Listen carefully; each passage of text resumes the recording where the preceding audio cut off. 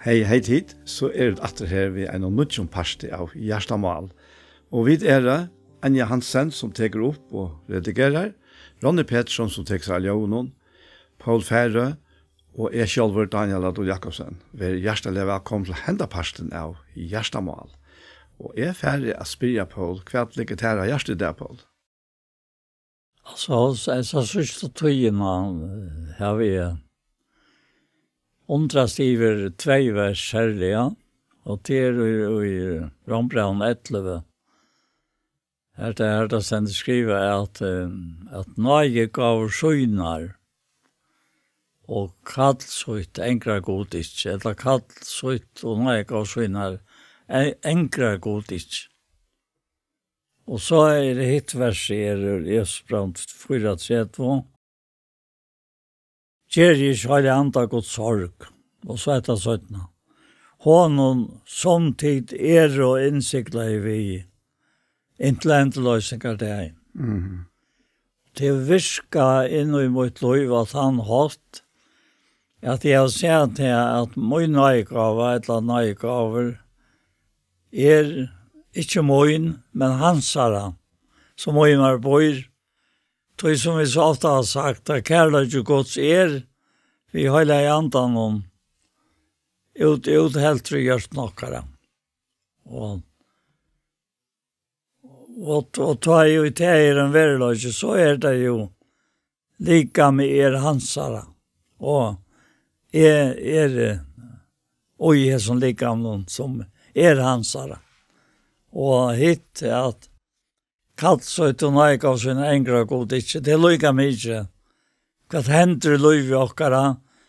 Han frånkar hengra til at han gav okna. Men endan her, det som det hever framkallt i mer at jeg må ikke gjøre noe sorg. Livet så løse. Akkurat, ja. Det må ikke gjøre noe sorg. Nei, og det ta nødje hotteren og god arbeid på. Og i mån til gamla hotte bokstavs, som man sier i 17. Korint kapittel 3, ja. Her som man ser det her øyla tydelig opp og i måte hver nøyren. Så det virker ikke sammen. Nei. Kjalt om den gamle sottmalen, bokstavssottmalen, hei sunna tøy. Fullt utrav i Guds vilja.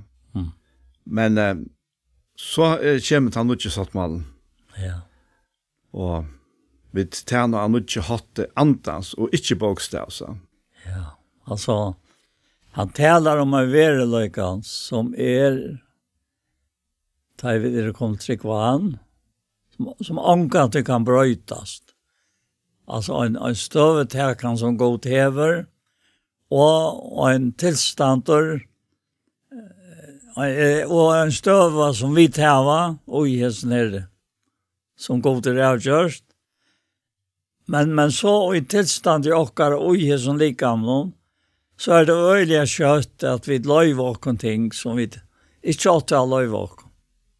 Og tog sier han, gjør ikke alle andre god sorg. Og noen som det var innsikt i vi, inntil endeløsning av dagen. Og til særlig inne i av at hvor skal jeg fære gjøre noen sorg? Ta jeg likevel i innsikt av vi. Har det antan noen. Og til endeløsning av dagen. Og til som det stender i 4 Timoteus-brevet. Han sier til at om vi avtrykk, her kommer det, så være han til å være han til trykk for. Så jeg nok at seg selv han kan han ikke. Nei, det altså, i mån til det gamla, som var bygd opp av krøv, som skulle oppfyllast. Jeg ba om parsten, be jeg gode og jeg okken, og ikke gode var ikke trobladje, at oppfylla krøvene, men trobladje var ikke okken mennesken. Det var ikke være vanligst, det var ikke menneske til som kunne oppfylla disse krøvene. Og vi feilar hver affær, og synd, og tog sammenhengen jo lovar brot. Lovar brot og synd for så vidt det samme, Og til å si at tar vi så brote lovene, så synder vi. Men nå hever han jo, tar jeg ikke mennesker være å gjøre det som kunne oppfylle seg krøvene, så kommer han selv. Og vi holdt det, vi holdt slikhamme, ja. Oppfyllt alle krøvene. Og akkurat vekkene, til han var heilag og regner og rettviser, og så gav han akkurat lot ui hestene her heilagleikene og regnleikene, etter at han hei bøtt 4 akkurat sinter, ja. Og sinter Alzheimersen, som det ofte er inne i eisen, ja. Men nå kommer det til nødja forhold inn, kan du si.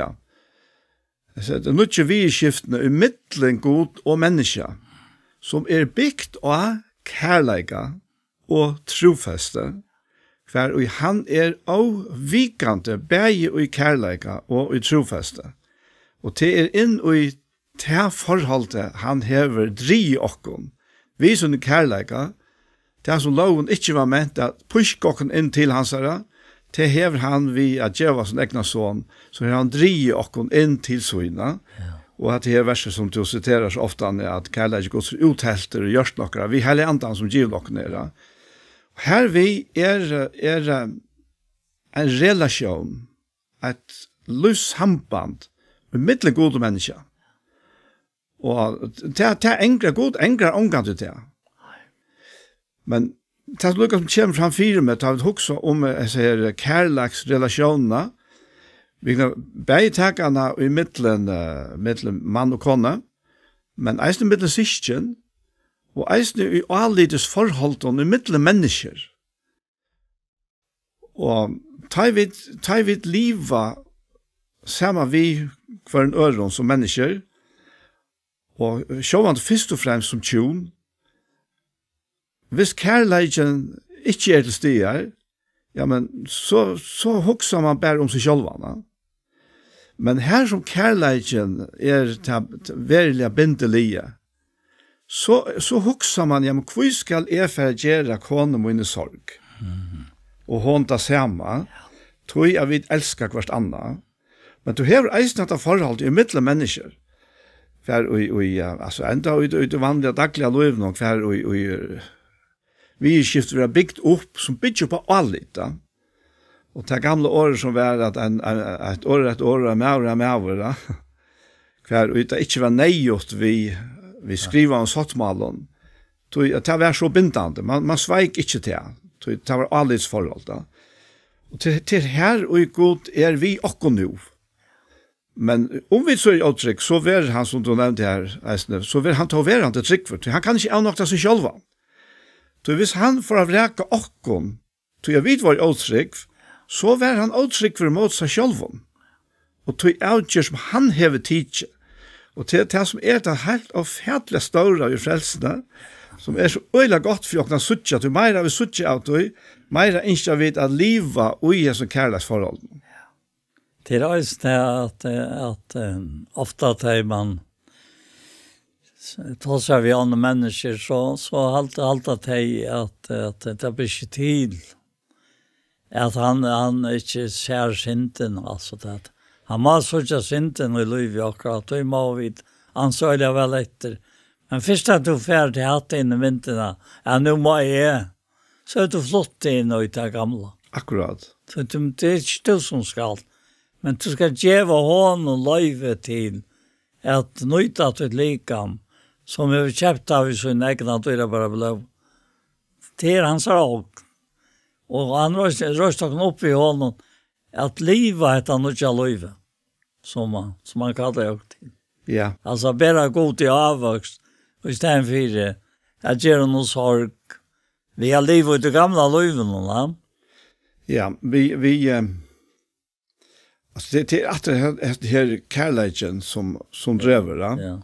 Alltså han önskar att släppa att älska till fram i okkon som han själv hever lagt i okkon. Ja, nu är det akkurat det nyatøy som jag har upplevt att jag upplever han alltså älskar mig. Mm. Och det kan virka som om att det är självsökje, men det är det inte. Så hvis man kan gå undan som øyn og leter god elsker seg. Så du inne i ut i løyven. Du inne i ut i hans tankar rundt. Ja. Og så framveges, altså.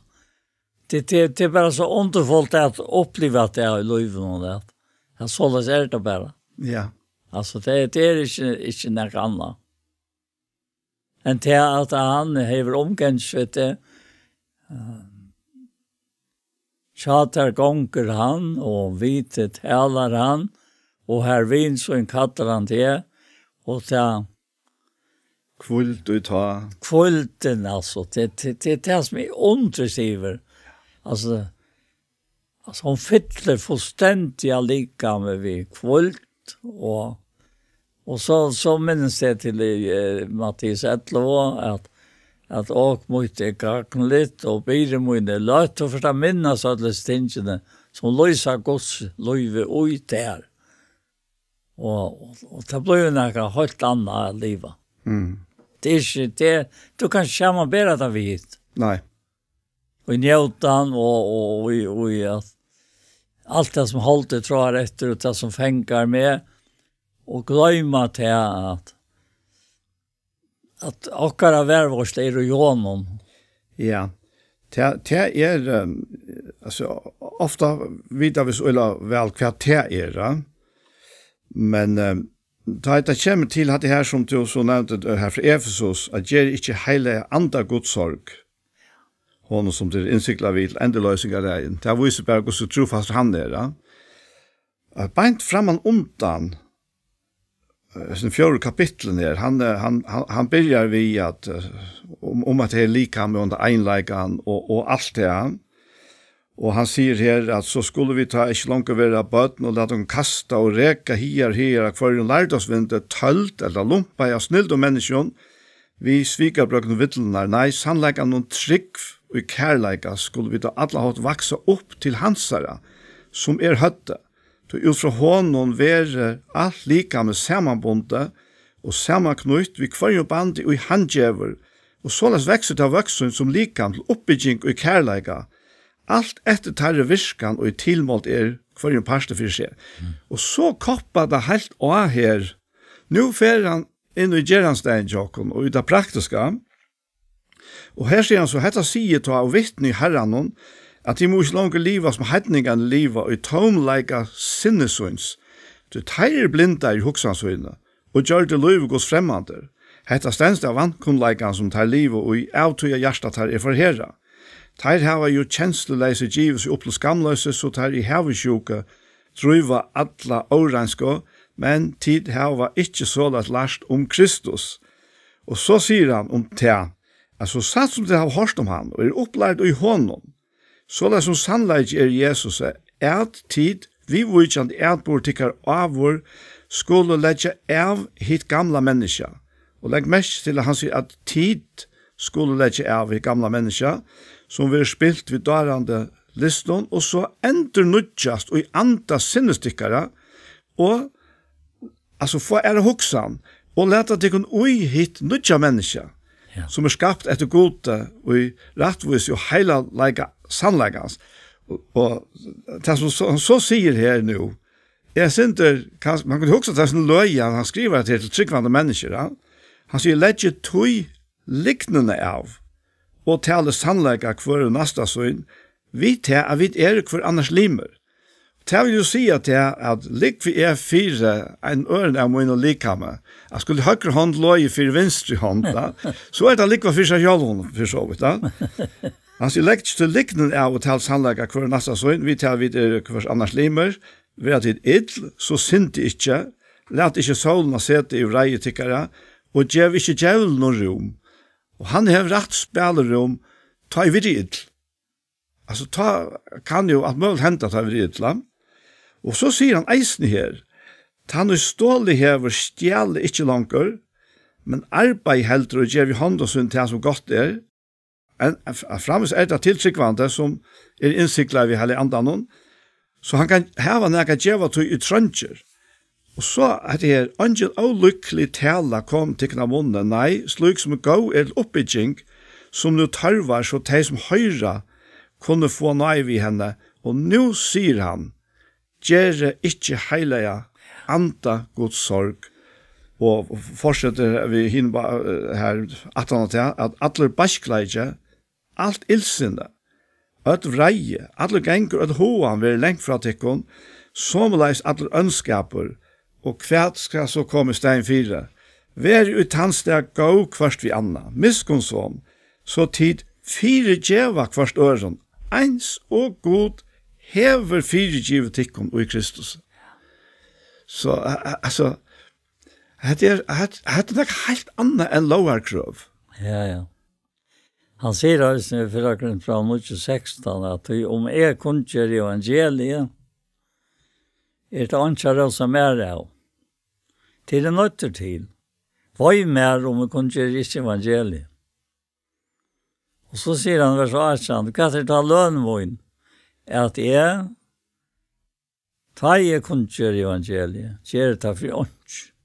Og så løs ikke gjøre nusle av rett og møgnen og i evangelien.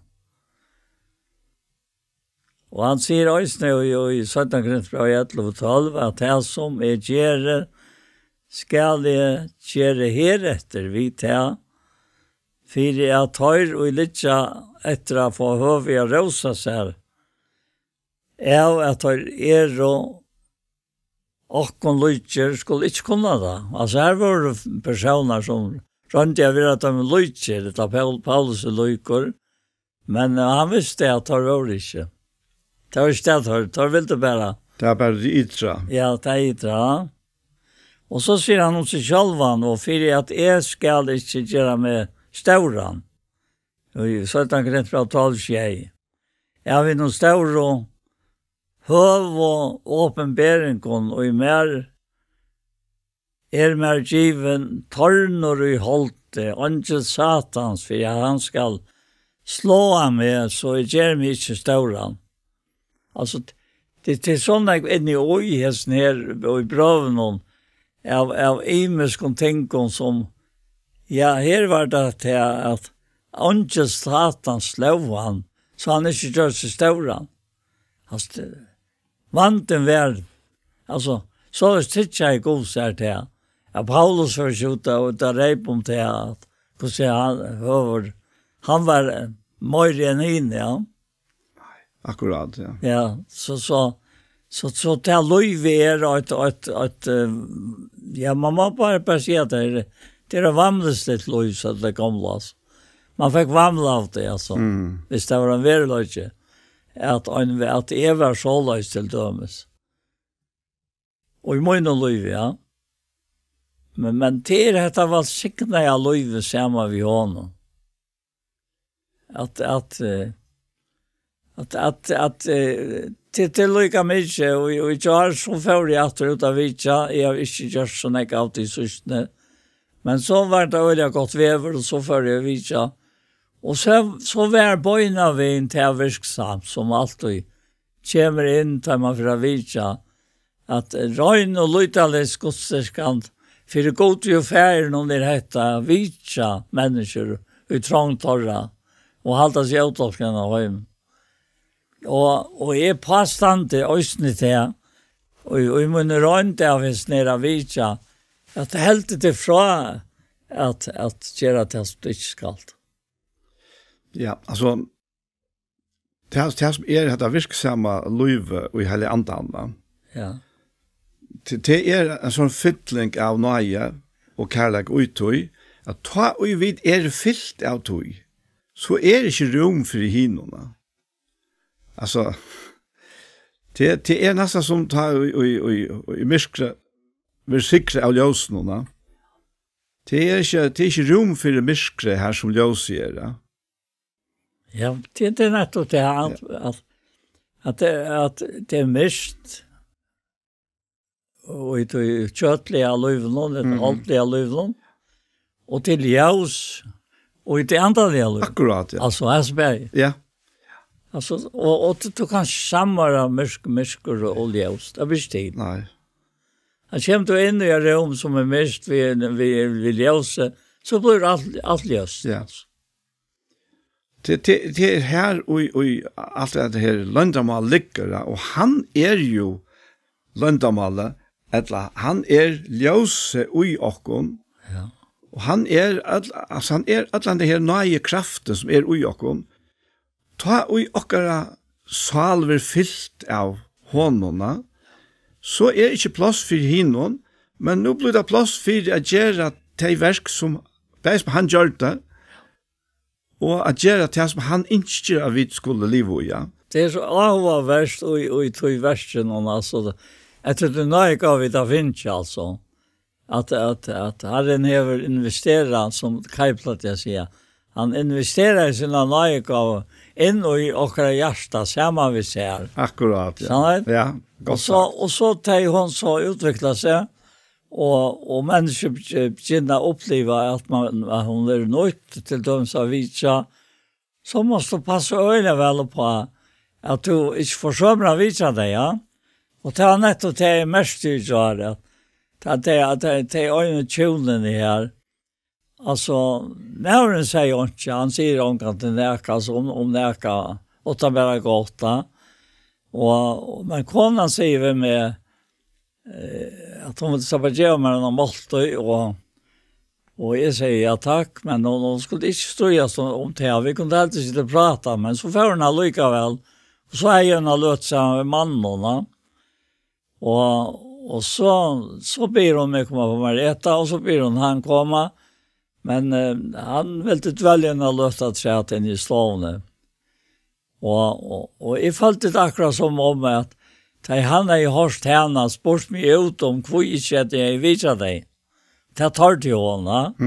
Så säger hon henne bara bort fram att jag var given via köra bil och jag har inte körekost.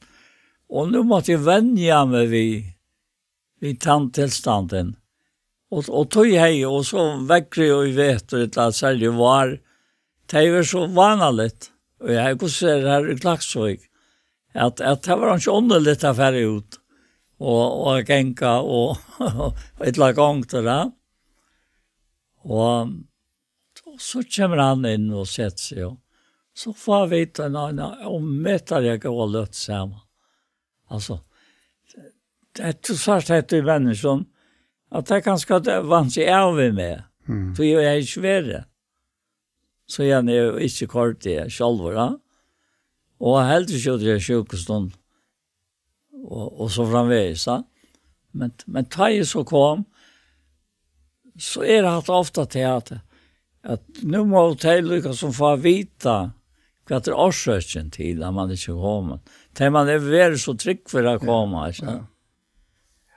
Ja. Och det var bara så underfullt att uppleva att det urslit I avvidjanen. Så jag har alltid varit en 2 timmar inne här. Alltså, för det att det var just. Inhämtat för samtal. Ja, man kan kalla det det. Alltså, tarra vägna. Ja. Men så hade det inte för det som man inte vidjar. Det som jag har via Facebook, jag känner det inte, jag kan inte ånka det efter. För det är och så framvägs. Så det är väl frälsamme fra för att råkna till hållen. Och vanliga och det dagliga lögnen som är att jag hittar människor. Så tas jag vet dig som om det är tryggvande. Jag känner dig. Och skriver till dig som om det är tryggvande. Och det är så ont att få uppleva det att det kommer bara det blir bara det alltså det står omkomst dig som tryggvande och hade en personlig runt och är inte att anfalla någon att vara rörelsen igen Herren vill ha det jag vara men så mer efter vi så att jag har en tossa att skriva till människor som vi inte känner men som är vill vinna så inte malbålene så väcker som den antallig. Nej. Så finner han inte. Nej.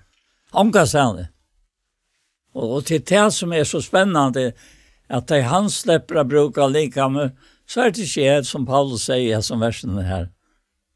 Det är han. og i mer.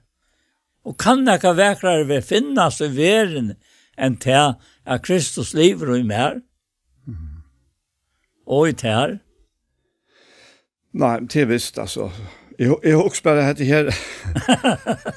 At du sier at du vil ikke vite noe om mennesker. Nei. Det er resten pura beint. Du vet det selv om mennesker. Ja.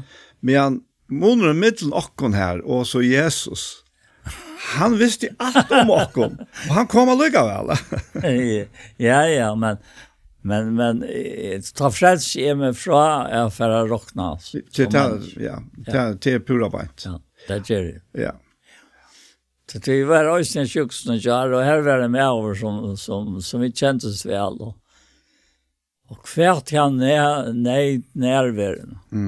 Og kona var vi øysene. At det er bare således. Ja. Det er hendet nærværa som er lagt i okken, og som er atle bedre til mennesker. Ja. På atle mulige måter, ja. Ja, altså, således som Herren løyer. Ja, jo. Det er ikke jeg som finner jo på maten, men det er han som man styrer mer, et bruker lika med således som han vil, og for han kan det takke feil.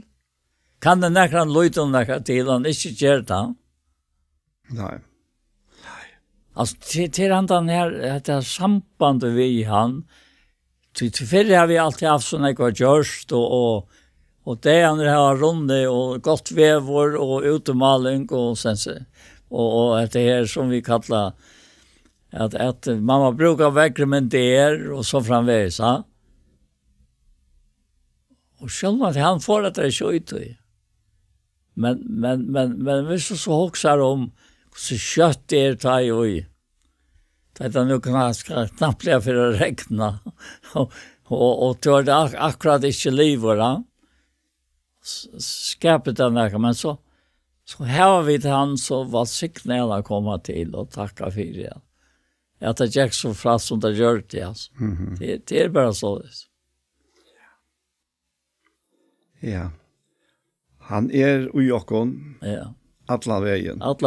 Om vi er til arbeids, eller om vi er hava tøyene til andre ting. Det som blir så eller størst firma det sørste nekvi årene at han er nærværen som bor ui okkon. Hon fylker vi okkon, altså alle stedene, ja. Og vi kanskje, det er kanskje ikke, eller vi hukser ikke om det, om til avvirskan, og vi heva av andre mennesker, tar vi gasser en sånn bæra arbeids, og så videre, ja. Men det hever, og det kommer av til at han bor i jokkene, og han ikke å slippe av å siktene. Og så hever han er just, akkurat man sier vi Abraham, han gjør det til siktning, for at han skulle være siktning til andre. Akkurat. Og jeg hadde det så helt og fætlig størst. For ikke å tale om at det som du så nevner her, eisende vi er versken som er lagt frem og undan til reier, at vi slipper livet i dem, og bare oppleve fer, at den fer, for jeg nå, ja, men hatt jeg ikke også om. Hatt jeg ikke mye oppskått, men han leier det. Det er altså, det er en sånn kvila ui her liven, og vi hans er nærvære tjåkon, og jeg nå nevnte det i sendingen som jeg har i tjei i morgen, at og vi finner okkon her, at vi er ikke her som vi yngste vi var, og heller ikke han yngste vi var, ja. Er det så øyla lagt for at den ringer samviskan, som blir vi, så blir det til fordøming, og så blir vi passiv. Så trekker vi oss inn i oss selv, og sier, nei, jeg kan ikke ty at jeg er... Og hva er så, man kan si, medisinene for det? Det eneste som det er å glede seg i hånden. Å glede seg og ty at hans versk i meg. Nettopp heter at nøy gaver sånt og kattel sånt enkler god ikke. Altså, det kan han ikke. Han kan det ikke, nei. Nei, og den der som kommer til meg nå til det her, at sargen som et sinnelige gods, viskar omvändning som ingen enkrar. Alltså, hvis vi det var sorget sina leikots, om också själv, så han blir och inte ger och länta Guds sorg. Så jag vet till sorgerna som efter sina leikots, som viskar omvändning, som ingen enkrar. Men så säger han på en annan, men sorg hamsens viskar dig. Ja.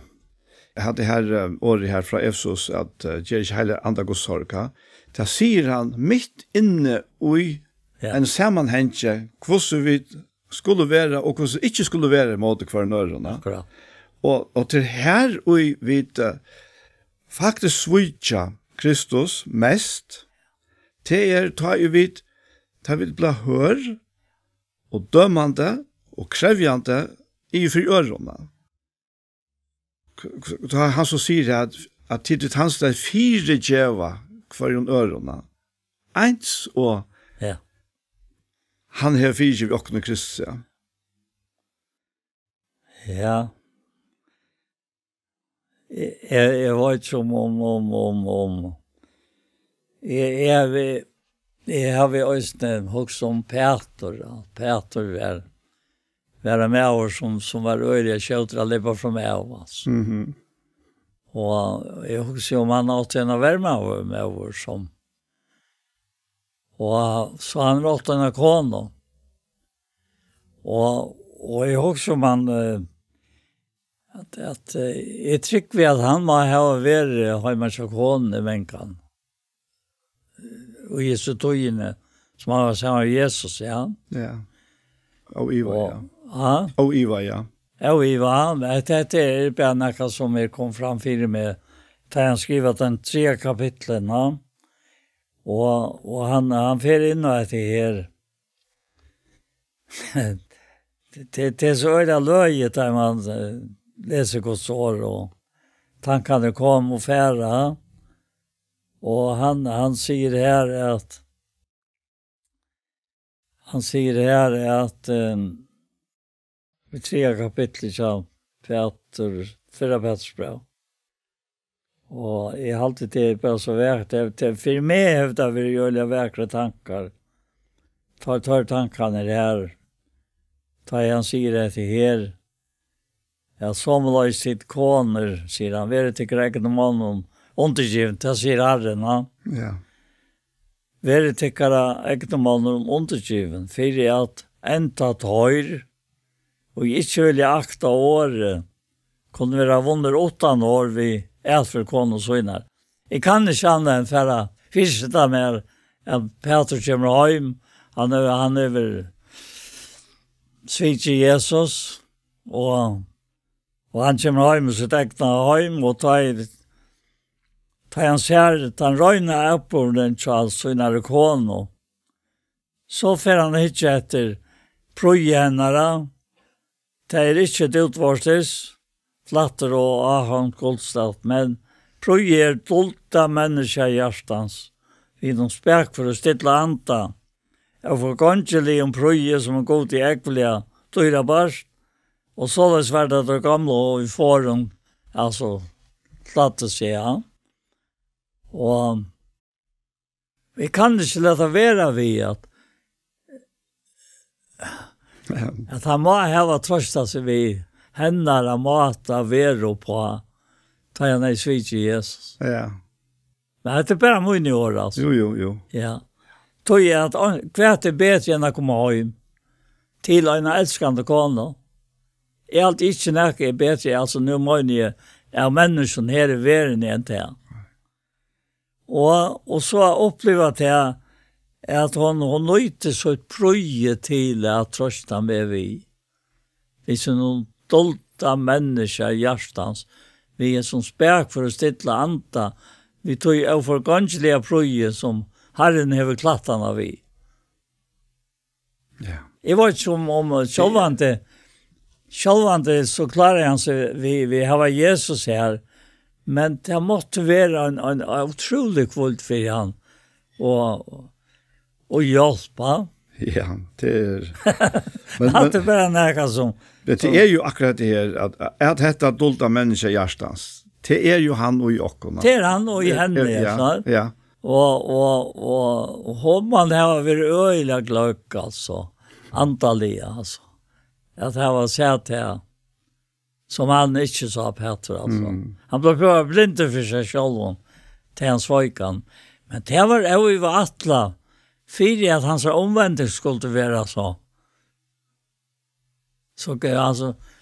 Hur så blev Petter det här inte kom ner? Ja, det. Apostel sa 2. Det är akkurat det. Men det som är halt med suttja har helt med sig i länga tog, ja. Ja. Det är maten som god har arbeidet på för jag vänt åter till det gamla och det nya. Ja. Och kvar ut den gamla sottmalen han var ju gjort fyra att vi människor skulle finna ut av att vi kommer till kors vi och själva. Att vi inte klarar oss. Och tar vi så ångan annan ut vi heva. Att så tackar vi till motor, alltså till Bjargik som han gör oss, som är hans liv in i okra liv. Men det är här och lukar som farserande för vittlera. I stedet för att Asan säger att det är ju omövligt. Dessa bøyene är omövligt för näga människa liv upp till. Så rönte tar att bittla sig själv och öron in att tar faktiskt var bättre än hinna. Och ta gång det galt, ja. Och tar så kommer till Peter, ja. Så såg vi processen så öla väl och i Peters liv. Hur han fer och sälja ta emot ändan hon. Ta han så öliga brandetja och sina jag ska fylla där jag ska inte svåja till om så alla hinner färra jag ska fylla där och i dejarna han visste inte bättre då och tog var det inte till att omgänga att han fall Jesus visste fram undan och tog säger han vian att ta ett och en affär vände vi styrk ta bröd till där to hur nu då var här själv to vast hur så lite du kan spitcha av där själv hjälp den sistjorna alltså jag är snä bär för att tryckt den inte skulle switch ja så ta ett var en affär vi så styrk ta bröd och ta ju sånt här omvändigt kommer ta i relationen är från han så ju var en ångade brotten men Peter han sa bara allt vanligast men så kommer Jesus här astronterna Peter har uppgivit allt han är färdig ut att fiska och han finner hinna vi samma måttlösa och vanlösa men nu kommer han mästaren själv va alltså till åter hans initiativ. Ja. Det var inte Peter som tog initiativ till att leta herran då. Och han är stärst klar. Nej. Och han är inte kunnat det helt nu var han upplysande. Men så kommer herren in i hans liv åter. Ja. Och det som är så öjligt avhåverst är att det är det kärleksforholdet, den kärleksrelationen som ska lyckas som använda till att uppmuntras till att hon är här. Då spyr Jesus Peter älskar du med. Och han spyr han trutja för ja. Och det säger också eisen till att det är det som Herren vill. Det är att vi älskar honom. Att vi inte gör det som vi gör för att så som farserande som han kallar det hik som han säger om det här. Och han vill heller inte det att vi som Peter och måttlöse och vanlöse skulle vara passiv. Men kärleksrelation i han. Det är att Peter älskar dem med och ut hur ligger Peter tog vast att jag älskar det. Tog vast att det som Peter säger vid Herren är faktiskt det som Herren själv säger 8 år vid Peter. Det är topp. Peter tog vast att jag älskar det. Hur så det här älskar du med? Ja. Men då i hästen här samband med hans ankren och lucka och att vita och säla fjälta loj. Hans högra hand med helt fast om okänd spår i stoj. Det har jag ofta också om. Ja. Det kommer ofta fyra där man följer att kalla färra till om kan bestämt han som du varst i kärta gott Och du måste att du kan inte färre i egna resurser. Du måste gevas honom löjve till att löja det. Och så affära och så upplevs av luckorna. Du visste det inte hur han förhandla. Och det var en fjalltlöj. Och det var en lucka inte jag vet att det. Så det blev i ordan. Akkurat. Och det har alltid också jag fortalt att jag var en av vidare man ute i sjukstånd och helt sånt och det var tog att jag det är precis att se grund där i fjol och det var kallt och i världshonom och han var virkelig men inte för att också. Och jag minns att det här att det var så gott att vara vidtjan och ta lattna alltså ordentligt sån alltså komma på skjort och vänlösa som man var i. Och man är väl frälst och är det lite av vet inte men tankarna om så ett liv att du förstår han väl nej. Akkurat. Ja. Och nu la han där och han får igen från. Men han blev pura rolig. Men jag är inte klar. Det är akkurat som Paulus säger i som mitt liv så här. Ja. Att det var inte det var han och mer. Ja. Som gör det. Som skapte fri in i det. Detta bängerna i hjärtat. Och kvart det var gott. Ja, alltså det kom ofta till mig för så nu jag kom att till mig att vi har lytt. Ja. Alltså att han har känt dessa nerverna av honom och jag såna var. Och jag känns det själv nu ödles ner. Så må jag visst säga jag lytte mer av Herren än av mig själv. Alltså han har alltid visst trofasta.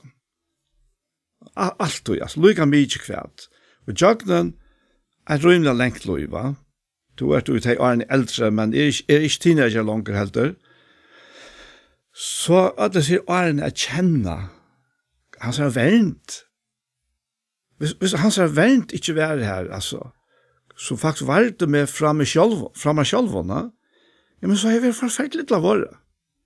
Vi känner hur så trofast han är värre och lea omstövnar och alla tøyna være vi sånne hjelpande og stolande nærvære og i kærleika. Det er så størst at jeg må så bare si jeg lytter mer av han enn av meg selv. Jeg tar slett ikke lytte av meg selv. Nei. Det tar jeg ikke. Det er helt sikkert. Det er så huks om de som lusta etter åkken og skulle ikke undra meg om nekv kanskje lunges etter en tog hver og til å være alt virka i bedre.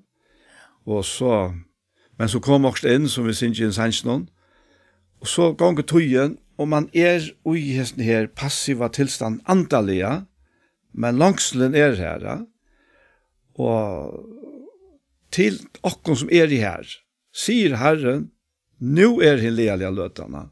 Og til å si, han er jo alltid nå. Navn hans er ære. Ja. Ikke at jeg vær, og ikke at jeg være en affær, men at jeg ære. At jeg vet jeg ære, ja. Det er jo bra en fra at vi til. Akkurat, altså han er slett ikke her. Ja, han har gjort et versk, og en av akvarium som tror han. Ja. Og han heldur fast ved det verset. Han engrer, han kommer omgang til å engre, hverst nøy gav eller kall. Han kan ikke. Han kan ikke. Og jeg vet eisen om personer som, altså, som blir frelster og i ungenar og stadig har vi unger og kom litt av 4 atter av det gamle kanskje innhentet på forskjellige måter. Men og just det her og fætlige, vanlige og ussalige tilstand som det er falsk i sjølve har vært lagt andre til frels. Altså hva er det her? Altså han engrer ikke et kall. Han engrer ikke noen nøygav. Så det er, altså nøye hansere, så nek større enn vi ikke nekran til å komme av feta en brøkdel av. Axel Skalli av Tofton, han fortalte for meg om Boccia sin Olla.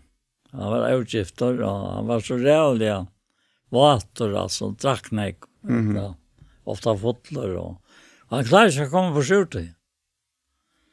Og han er ikke frelst. Så han sier innenfor han kom til hus, og han var fullstendig utslien, altså, til at han drakk seg et la, og han klarer ikke å gjevast. Så sier han at jeg tok bare entertog 400 svar, og han ble frelst ur fotler. Ja, særst du. Og man skulle tro til, sier han, at jeg bare rann av atter og så. Så ble han da samme atter. Nei, det var rekta. Akkurat.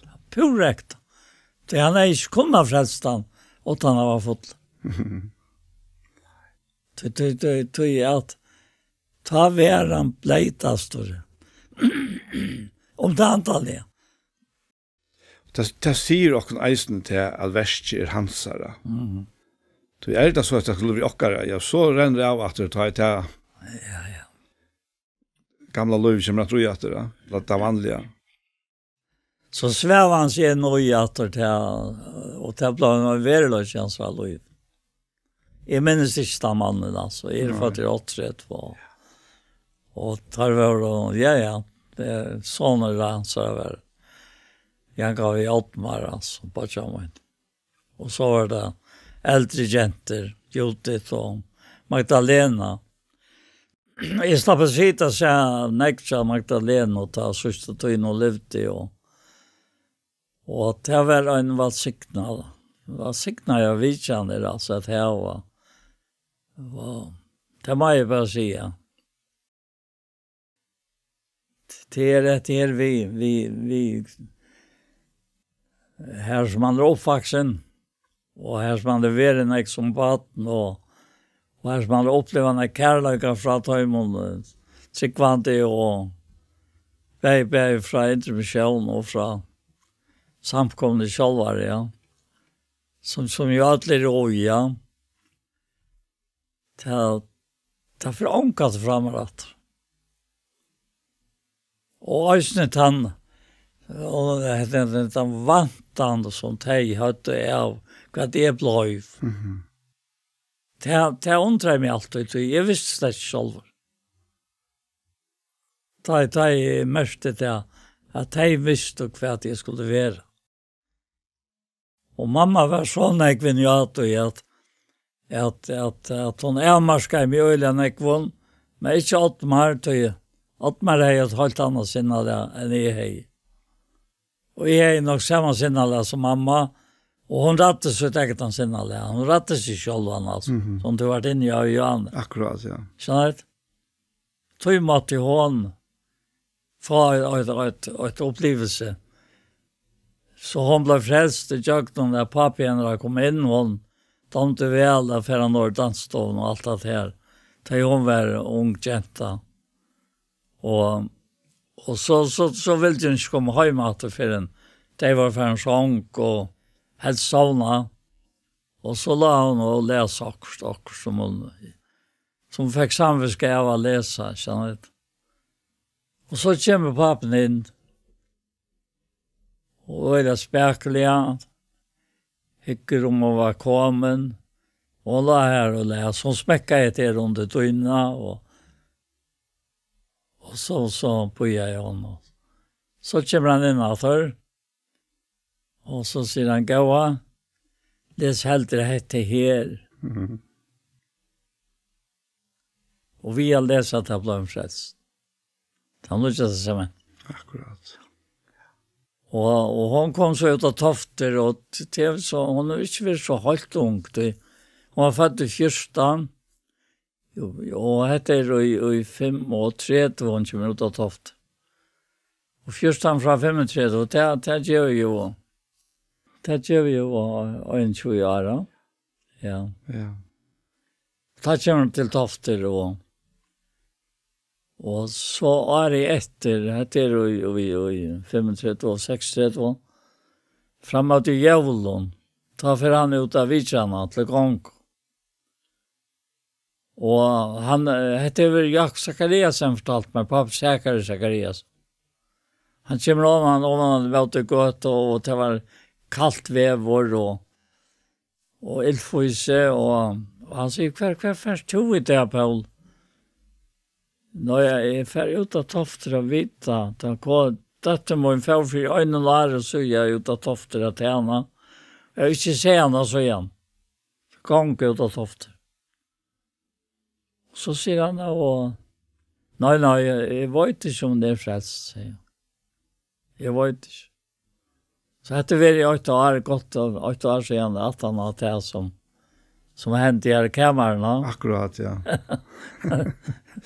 Og han sier, han får så vojer, han fikk han gå av måltid i morgenstov, og så får han vojer, ja. Så dagen etter, framåt kvalitet, da kom han natt. Og han skal inn som han sjøvla av glede, tror jeg hun var kommet til trykva Jesus. Så han visste ikke av hver avvarskan til hei at han var kommet inn av kammeret til han? Nei. Ikke for noe år etter? Nei. Og så på en tatt når han utkjør til 60 og 20, da drukner han. Og hun sier han unga teater, herre gjør. Mamma. Så til ferien av Tofton var senest for hun så han? Ja, det var senest for hun. Sa han. Ja. Han tar omsorgene og hjertan om 4 år og mennesker som han og hjertan. Til han omsorgen. Han omsorgen for oss. Og han omsorgen for øtlene innom, altså som vi kunne komme sammen med. Han løyer oss inn til deg. Og jeg så ikke filmer i ser kvinnerne av landsjøkrusten. Da vi var her 80 i Hesson. Da hun oppdaget det var jeg, og hun kom av alt sikkert med 4 så sendingene. Ja. Og jeg, sier hun. Og ikke oss. Og hun sier bare akkurat som vi er. Hun sier, det er vana, sier min av Møynek. Og nu skal jeg si det der. Og så det var en sånn salving av sikning. Altså. Og hun tog seg så hardt, og hun var så deiv. Akkurat som jeg gjør ofte, ikke hører på det, og kanskje også med av det. Det var underfullt. Det er underfullt av liv og jeg som liv nå. Ja. Og det ble mer underfullt. Ikke til at du ble noe som helst stolt og rett. Jeg synes at det ikke er med, ha? Og ikke så rett. Men etter her, at det flyter i jøkken fra hånden og jøkken mot likam. Altså, jeg må beundre det. For det er ikke jeg som Paul sier. Til han. Ja, nu er det ikke langt jeg som livet. Nei. Men Kristus lever med, sier han. Ja, kan du begynne på en sak? Ja, gå Jesus, takk for at det begynner jeg sin til så løs. Som det gamle satt og jonkastlige, men til vårt alt, til du er stakker av liv. Og til øyre har jeg at det var etgang til alle tilvære åkere. Og takk for Herre, det onter som du gjør. Takk for alle disse mennesker vi kommer samband med. Takk for de som har størst vi heter vi mange herrens har. Og finnes ut opp av stanta. Og så kunne lete disse møvelagene i til sånne kva samkommer og kyrkjer. Og herre, vær var til og einstaklingar røysene. Vær var til øtlinje og tunne nerver og kjøtt av herre vursdom. Og takk for det glede som flyter av dem.